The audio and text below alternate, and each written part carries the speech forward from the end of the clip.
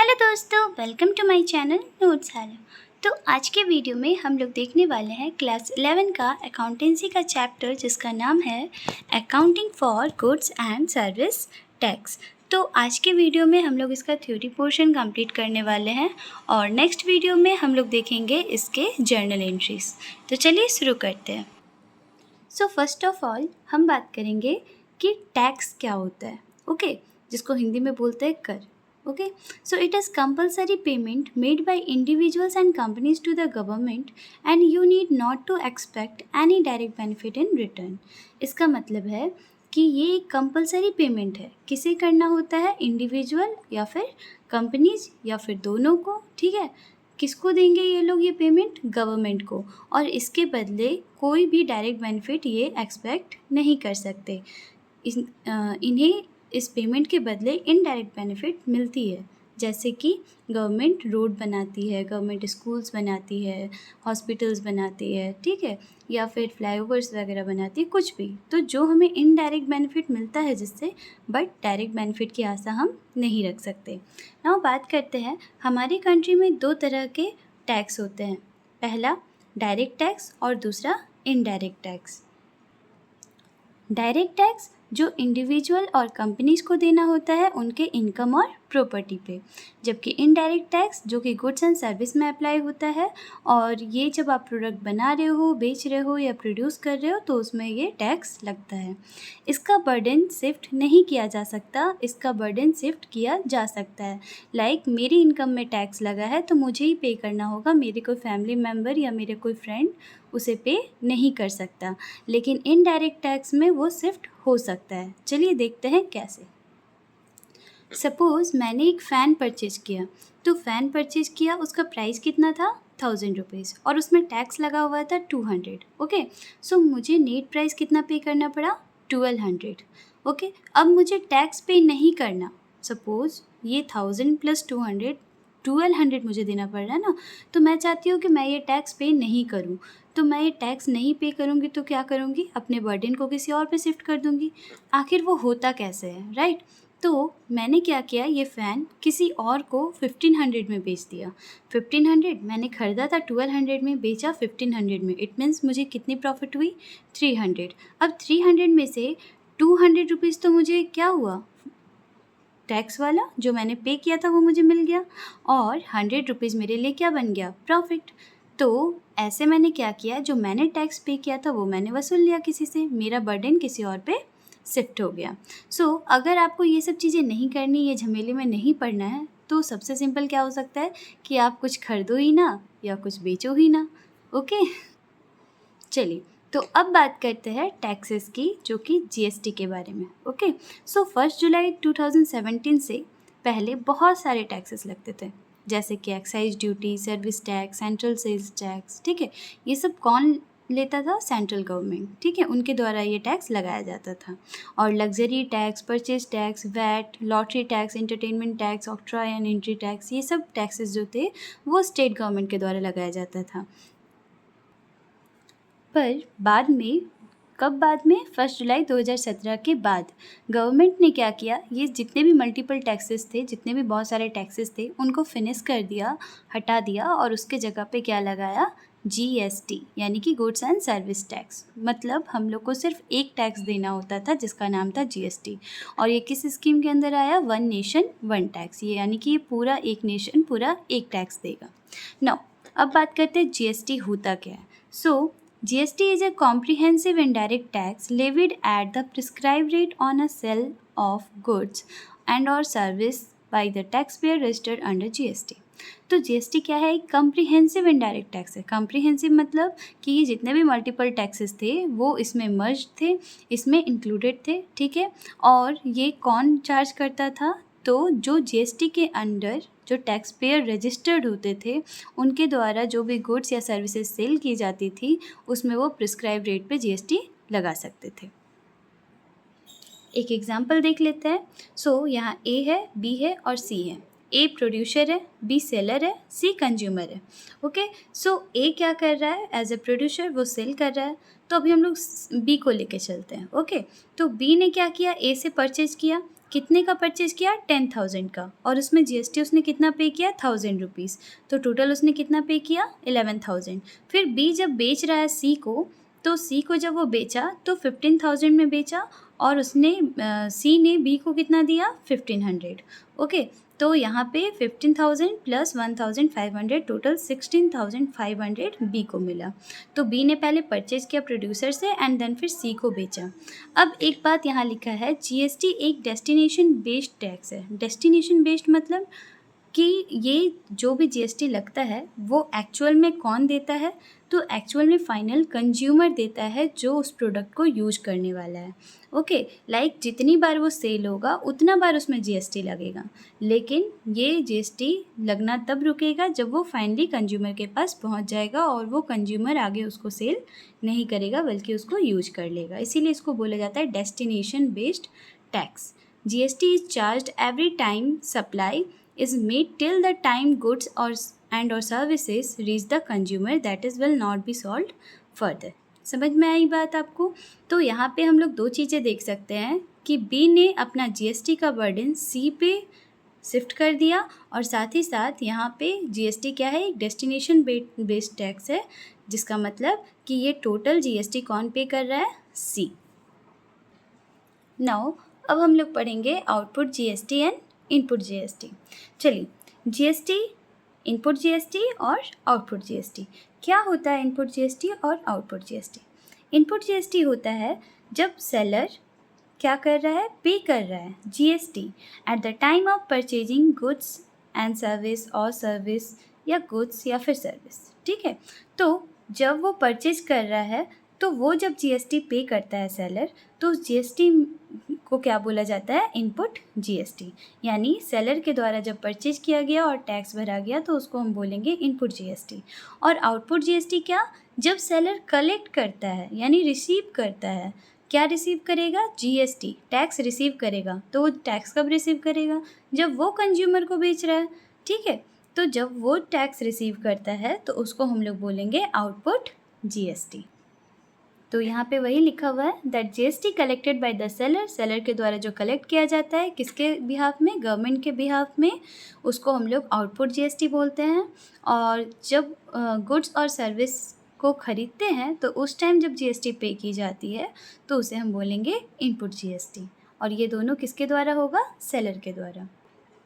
चलिए अब बात करते हैं, इनपुट जीएसटी को एसेट्स ट्रीट किया जाता है और आउटपुट जीएसटी को लायबिलिटी ट्रीट किया जाता है। क्यों? है ना? तो एग्जांपल लेते हैं, ए, बी और सी। ये है फैक्ट्री, ये है सेलर और ये है कंज्यूमर। ओके, बी ने परचेज किया फैक्ट्री से, क्या परचेज किया? तो गुड्स परचेज किया, और साथ ही साथ बी ने टैक्स पे किया, जिसको हम लोग अभी क्या बोले? Input GST. और फिर बी ने सेल किया सी को। ठीक है, सेल किया तो उसने गुड्स का प्राइस लगाया प्लस जीएसटी लगाया जो वो कलेक्ट करेगा, तो इसको हम लोग क्या बोलेंगे? Output GST. अब देखिएगा, तो यहाँ सेलर ने परचेज करने के टाइम में 200 रुपया जीएसटी पे किया। देखिए हम लोग देख सकते हैं कि वो परचेज किए तो 200 रुपया पे किए, और जब उसने कलेक्ट किया तो कितना किया? 250 रुपीज़। अब सेलर क्या बोल रहा है, यानी बी क्या बोल रहा है कि मैं तो कंज्यूमर नहीं हूँ, मैं कंज्यूमर नहीं हूँ, तो फिर भी मैंने टैक्स पे किया गवर्नमेंट को। तो गवर्नमेंट बोली ठीक है, जब आप सेल करोगे यानी जब आप कंज्यूमर को सेल कर रहे हो तो उस टाइम आप जो टैक्स चार्ज करोगे उस टाइम आप जितना पे कर चुके हो उतना आप रख लेना, और बाकी अगर एक्स्ट्रा बच जाता है टैक्स तो वो आप मुझे दे देना। ठीक है, तो यहाँ पे क्या हुआ कि जो बी था वो जब सी को बेचा, ठीक है, तो क्या हुआ इस एग्जांपल में हम लोग देख लेते हैं कि इनपुट जीएसटी जो उसने पहले पे किया था परचेज के टाइम पे कितना किया था? 200 रुपये, और आउटपुट जीएसटी जो उसने कलेक्ट किया कितना किया? 250। तो वो 200 रुपये अपने पास रख लेगा और बाकी जो 50 रुपीज़ एक्स्ट्रा है वो किसे दे देगा? गवर्नमेंट को। तो यहाँ पे सेलर की क्या लायबिलिटी बनी कि वो 50 रुपये गवर्नमेंट को दे दे। तो जो वो कलेक्ट करता है वो उसकी लायबिलिटी बन जाती है कि उसको उसे गवर्नमेंट को देना है, और जो उसने पहले से ही पे कर रखा है वो उसके लिए फ्यूचर में बेनिफिट दे देता है कि हाँ अब इन फ्यूचर उसे उतना टैक्स पे नहीं करना पड़ेगा। तो जो बेनिफिट दे रहा है, ठीक है, जो बेनिफिट दे रहा है वो मेरे लिए एसेट्स बन जाएगा, और जो मेरी लाइबिलिटी बढ़ा रहा है, ठीक है, मेरा सर दर्द बढ़ा रहा है, तो वो मेरे लिए आउटपुट जीएसटी हो जाएगा। क्लियर? वो लाइबिलिटी हो जाएगा। सो ये जो सेटलमेंट हुआ ना कि 250 रुपीज़ मुझे मिला, उसमें 200 मैंने माइनस किया, और जो 50 रुपीज़ है वो मुझे पे करना होगा, तो इसे हम क्या बोलते हैं? सेट ऑफ मैकेनिज्म, या फिर हम लोग बोलते हैं आईटीसी भी। ठीक है, आईटीसी क्या होता है? Input tax credit. मैंने यहाँ पे वही लिखा है कि इस एग्जाम्पल में हमने देखा कि इनपुट जीएसटी जो है वो मुझे बेनिफिट दे रहा है फ्यूचर में प्रीपेड के जैसा, और इनपुट जीएसटी जो है वो मेरे लिए क्या बन जा रहा है? एसेट्स। ठीक है, उसी तरह आउटपुट जीएसटी मेरी लाइबिलिटी है कि मैं गवर्नमेंट को पे करूं, इसलिए ये लाइबिलिटी। तो इनपुट जीएसटी को हम लोग सेट ऑफ करेंगे किसके साथ? आउटपुट जीएसटी के साथ, और इसका हम लोग अभी देखेंगे कि कैसे सेट ऑफ किया जाता है। नाउ बात करते हैं टाइप्स ऑफ जीएसटी। जीएसटी कितने तरह के हो गए? ठीक है, तो जीएसटी दो नहीं 3 तरीके के होते हैं, सीजीएसटी, एसजीएसटी और आईजीएसटी। ठीक है, तो आप जब स्टेट के अंदर ट्रांजैक्शंस कर रहे हो, यानी एक स्टेट के अंदर ट्रांजैक्शन कर रहे हो, तो उस टाइम आपको सीजीएसटी और एसजीएसटी पे करना होता है, और जब आप अलग अलग स्टेट में ट्रांजैक्शन कर रहे हो तो आपको आईजीएसटी देना होता है। ये कॉम्बिनेशन होता है सीजीएसटी और एसजीएसटी का। सपोज मेरा जीएसटी 18% है, ठीक है, तो 18% में से 9% मैं यहाँ पे सेंट्रल गवर्नमेंट को दूंगी और 9% मैं स्टेट गवर्नमेंट को दूंगी। उसी तरह अगर आप डिफरेंट स्टेट में अगर ट्रांजेक्शन्स कर रहे हो, like UP Bihar, MP UP, Goa Punjab, और भी झारखंड बिहार, कुछ भी ले लो, अलग अलग स्टेट जहाँ दिख गए वहाँ आपको आईजीएसटी देना होता है, और ये इन दोनों का कॉम्बिनेशन मिक्सचर होता है, यानी 9% + 9% टोटल 18% मुझे आईजीएसटी देना होगा। ये कहाँ जाती है? सीधा सेंट्रल गवर्नमेंट के पास, क्योंकि 2 स्टेट आ गए तो 2 स्टेट आपस में भिड़ जाएंगे कि नहीं मुझे चाहिए, तो उससे अच्छा है कि सेंट्रल गवर्नमेंट वो टैक्स ले लेती है। आई थिंक समझ में आ गया होगा। बात करते हैं कि इनपुट जीएसटी को आउटपुट जीएसटी के साथ कैसे सेट ऑफ किया जाता है। तो 3 केस है यहाँ पे। अगर आउटपुट इनपुट के बराबर होगा, यानी जितना मैंने पे किया है और जितना मुझे पे करना है, अगर दोनों ही इक्वल हो गया तो मेरी तो कोई लाइबिलिटी ही नहीं बनेगी पे करने के यहाँ पे जीएसटी। ओके, तो कोई जीएसटी अब पे नहीं होगा। अगर आउटपुट बड़ा आ गया और इनपुट छोटा हो गया, इट मीन्स कि मैंने 200 रुपया पे कर दिया है और 250 मेरा आउटपुट है, यानी मुझे 50 रुपीज़ तो पे करना पड़ेगा ना बैलेंस, तो बैलेंस हैव टू पे। ओके, मुझे पे करना पड़ेगा। नेक्स्ट, आउटपुट अगर छोटा हो गया इनपुट से, यानी मैंने 250 पहले पे कर दिया है और अब मुझे 200 रुपये मैंने कलेक्ट किया, तो यानी इनपुट ही मेरा ज़्यादा है, एसेट्स ही मेरा ज़्यादा है। इट मीन्स कि ये 50 रुपये जो बैलेंस आएगा वो इन फ्यूचर मुझे बेनिफिट देने वाला है, वो प्रीपेड हो गया नेचर का। ठीक है, तो इस तरह से हम लोग उसको सेट ऑफ करेंगे। बात करते हैं कुछ केसेस जहाँ पे जीएसटी को हम सेट ऑफ नहीं कर सकते। ठीक है, तो ऐसे कौन कौन से सिचुएशंस हैं, मतलब एक तरह से बोल सकते हैं कि वसूल नहीं सकते हैं। लाइक 200 मैंने दे दिया तो अब मुझे 250 मिल रहा है तो 200 मैं रख लूँगी और 50 आपको दूँगी, ऐसे वसूल नहीं सकते। तो ये सब में ये केसेस है। जैसे पहला है रिपेयर्स ऑन बिल्डिंग। अगर आप अपनी बिल्डिंग की रिपेयर करवा रहे हो, अगर आप फूड एंड बेवरेज एक्सपेंसेस, यानी कि अगर कोई रेस्टोरेंट में अगर खाना खा रहे हो या रिफ्रेशमेंट का, ठीक है, वो सब का बिल में आप जीएसटी नहीं वसूल सकते। Membership fees of clubs, health and fitness centre, health insurance, अगर आप कोई स्टाफ को गिफ्ट दे रहे हो, किसी को डोनेशन दे रहे हो, सैम्पल्स बांट रहे हो, या आप कोई व्हीकल्स परचेज कर रहे हो, या ड्राइंग्स, और भी इस तरह के बहुत सारे हो सकते हैं। तो इन सब केसेस में हम लोग जीएसटी को सेट ऑफ नहीं कर सकते। रिवर्स चार्ज क्या होता है?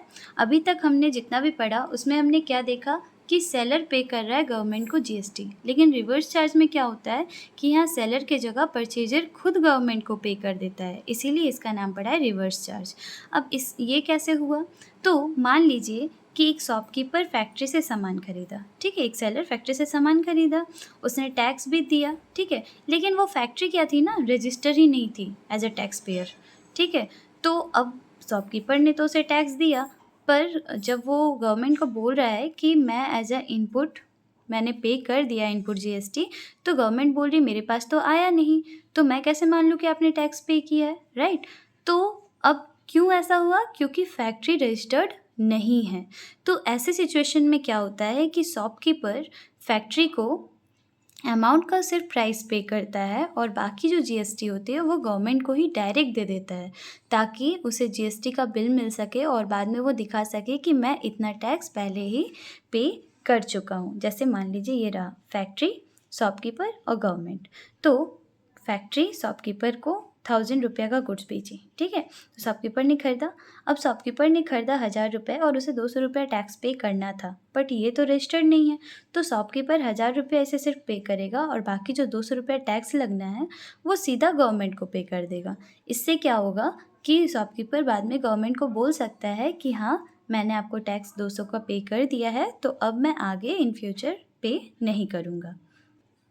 तो इससे क्या हुआ कि परचेजर क्लेम कर सकता है फॉर इनपुट जीएसटी, और इसे हम क्या कहेंगे, रिवर्स चार्ज। कुछ ऐसे केसेस भी हैं जिसमें जीएसटी नहीं लगता है, उसमें छूट है, जैसे introducing capital, salary, wages, educational service, electricity and water, interest, health service, depreciation fix assets में अगर लग रहा है तो, गवर्नमेंट को अगर हम सर्विसेज दे रहे हैं, ठीक है, या कोई स्टाफ ट्रैवलिंग एक्सपेंसेस क्लेम कर रहा है, कॉन्वियंस एक्सपेंसेस अगर है तो, अगर हम अदर कंट्रीज़ के एम्बेसीज को गुड्स और सर्विस सप्लाई कर रहे हैं तो ये सब सिचुएशन में जीएसटी चार्ज नहीं होती है। अब नेक्स्ट वीडियो में हम लोग जर्नल एंट्रीज करेंगे, जिसमें हम लोग को ये देखना होगा और देन हम लोग फिर जर्नल एंट्री इसके अकॉर्डिंग करने वाले हैं। तो जल्दी से बताइए कैसा लगा ये वीडियो। अगर अच्छा लगा तो प्लीज़ लाइक कीजिए, शेयर कीजिए, कमेंट कीजिए, और अगर आप नए हो तो जल्दी से इसे सब्सक्राइब कर लीजिए। Thank you so much.